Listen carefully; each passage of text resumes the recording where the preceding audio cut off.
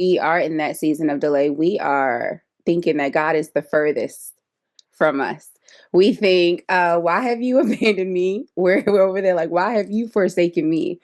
And I think it has reminded me that no, that God is still working. Man, a lot of times as women, when we get hurt, we have emotions. We want to isolate. We want to stay by ourselves. We want to lick our wounds. We don't necessarily, and a lot of times we try to project that onto God, and so we kind of tend to stay away from Him. We stay away from church. We're not, worshiping, reading, praying, all of those things. But that's a trick of the enemy too. So I think sometimes we misunderstand what God is really doing because we're focused on the individual. It's never about the individual because Judas had a purpose too.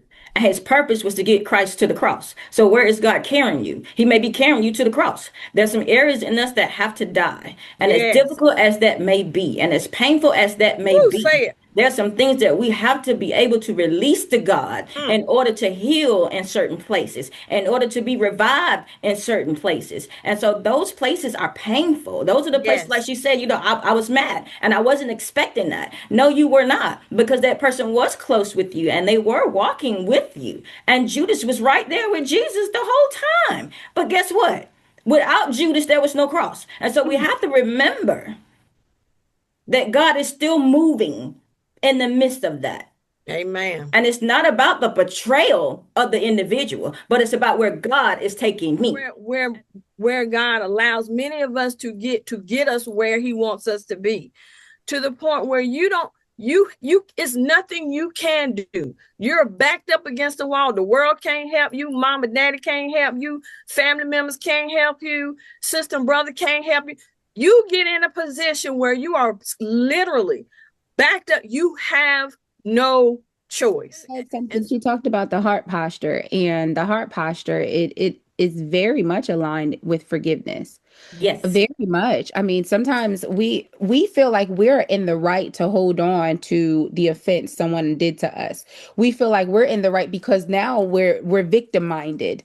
Now we're the victim, and we like being the victim, right? Like, oh, because now everybody's going to coddle you and they're going to rub you and they're going to tell you it's going to be okay and give you encouraging words. But something that Joyce Meyer said a long time ago, and it stuck with me, was forgive and forgive fast.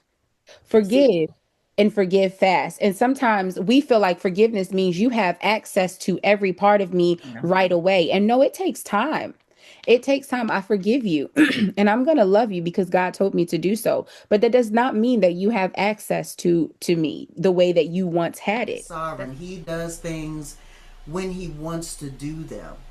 God's will is determined in heaven. It's decreed in heaven, right?